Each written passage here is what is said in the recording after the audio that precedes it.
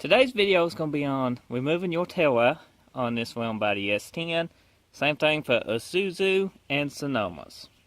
First thing you want to do is let your tailgate down. We done got ours unlatched. This is a low rider truck. Then you want to come to the inside of your tail light and you have two four-ways. One there and one here. You want to take them four ways out. Once you get your four ways out, your light will pull straight out. Don't mind the big spider nest. And then you can unplug it by twisting your plugs.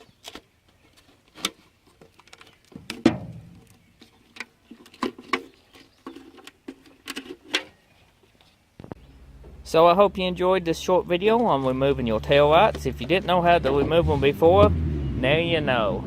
So definitely hit that subscribe button to the channel, and drop me a comment and drop me a like.